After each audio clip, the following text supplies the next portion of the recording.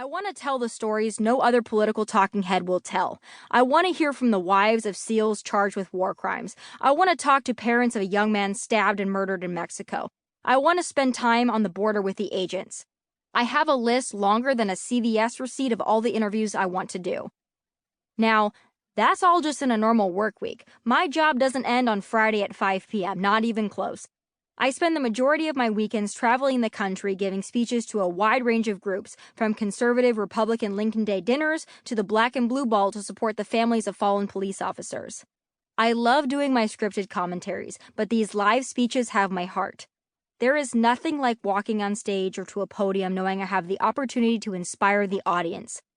Still, each and every time, I leave knowing that they have inspired me more than I could ever inspire them. They likely just don't know it. All this is a lot of work, something many people don't realize. I get this sense when many girls tell me that they're making videos similar to my final thoughts. Do you think I can get on Fox? They ask me, or some variation of that.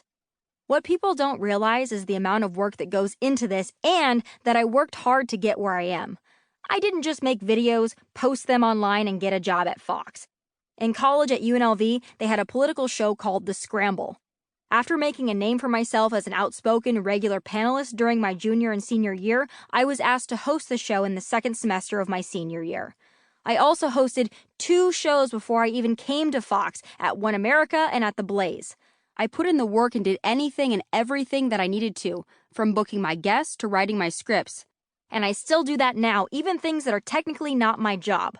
When Fox Nation was launching, there were plenty of producers to send emails and reach out to possible guests. But you know what? I sent them myself because I know no one is going to work harder than I am, and that's the key. You've got to put in the work. It's not just going to happen for you, and if it does just happen for you, it's going to be fleeting. You'll be a shooting star, not a sun. I think the problem with a lot of people, especially millennials, is that they don't want to put in the time and effort. They think they're going to be Kylie Jenner just because they like makeup, or Erin Andrews because they like sports. So many people don't want to start at the bottom. They say, I'm not where I want to be in my job, so I think I'm going to quit. But with that attitude, you're never going to get anywhere. You need to work your way up and do whatever you need to. You can't feel entitled and think you're supposed to make it without much effort. Sorry, that's just not going to happen. The people who are willing to do anything are the ones who will succeed.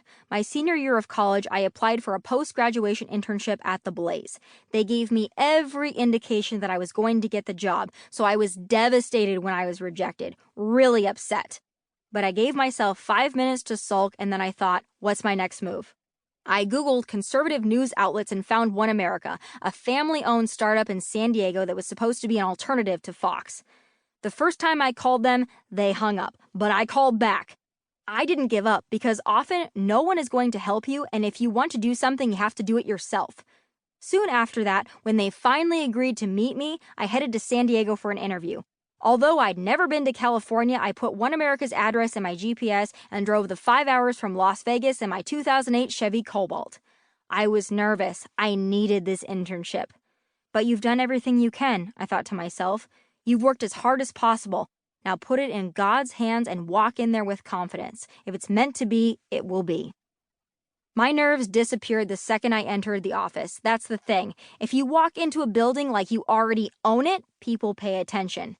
If you've done the work leading up to that moment, then you're prepared. I'll write for you, I'll get your coffee, I'll do anything, I told Mr. H, a man in his 80s who made his fortune selling vacuums and software. Plus, I know politics inside and out, and I'm a 4.0 student. I just want to be a part of this. Let's do a screen test, he said. I thought I was applying for an internship, and now I'm doing a screen test to be an anchor? Mr. H liked what he saw and offered me my own show. I tried to contain myself as I walked to the parking lot. At 21 years old, I'm going to graduate from college and start my own show? I was stunned, but I also knew that I had worked very hard to get to that point. Moreover, you rarely get hired for what you know and what you can do. Usually, you're hired for what you're eager to find out. It was a perfect match. One America was a startup that needed a political talk show, and I had done election coverage and wrote, produced, and hosted a political roundtable show in college. Once I finished my classes, I packed my stuff and moved to San Diego. I didn't even walk in my college graduation ceremony because I wanted to get to work. I was committed. Yes, graduation...